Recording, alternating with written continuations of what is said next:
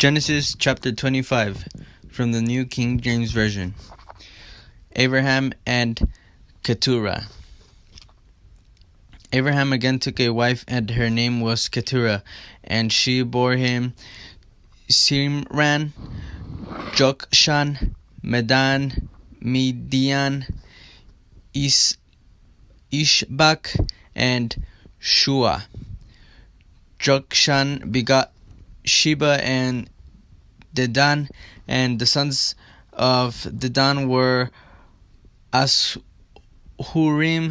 Letushim, and Leumim, and the sons of Midian were Ephah, Epher, Hanok, Abidah, and Eldah.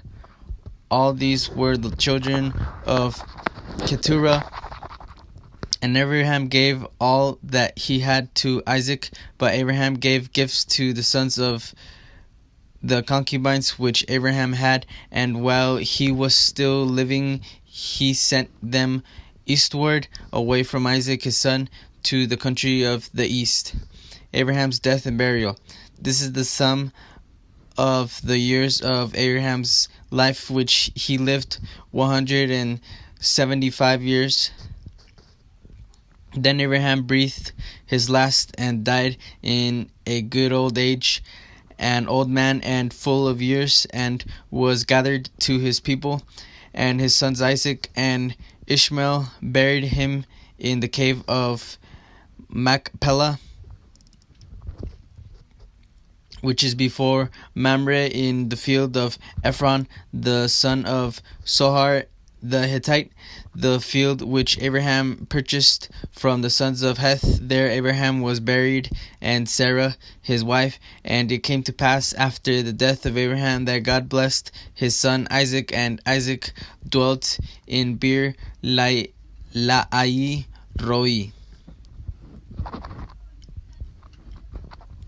The families of Ishmael and Isaac. Now this is the genealogy of Ishmael, Abraham's son, whom Hagar the Egyptian, Sarah's maidservant, bore to Abraham. And these were the names of the sons of Ishmael by their names according to their generations. The firstborn of Ishmael, Nebahoth, then Kedar, Abbil, Mibsam, Mishma, Duma, Masas, Hadar, Tema, Jetur, Naphish, and Kedemah. These were the sons of Ishmael, and these were their names by their towns and their settlements. 12 princes according to their nations. These were the years of the life of Ishmael, 137 years, and he breathed his last and died, and was gathered to his people. They dwelt from Havilah as far as Shur, which is east of Egypt, as you go toward Assyria. He died in the presence of all his brethren. This is the genealogy of Isaac, Abraham's son. Abraham begot Isaac. Isaac was 40 years old when he took Rebekah as wife, the daughter of Bethuel, the Syrian of Padan Aram, the sister of Laban the Syrian. Now Isaac pleaded with the Lord for his wife because she was barren, and the Lord gathered his plea, and Rebekah his wife conceived, but the children struggled together within her, and she said, "If all is well, why am I like this?" So she went to inquire of the Lord,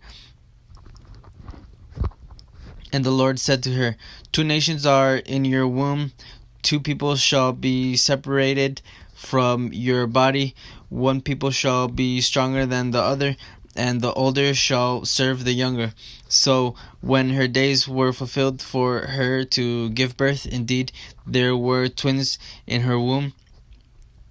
And the first came out red. He was like a hairy garment all over, So they called his name Esau. Afterward, his brother came out, and his hand took hold of Esau's heel, so his name was called Jacob.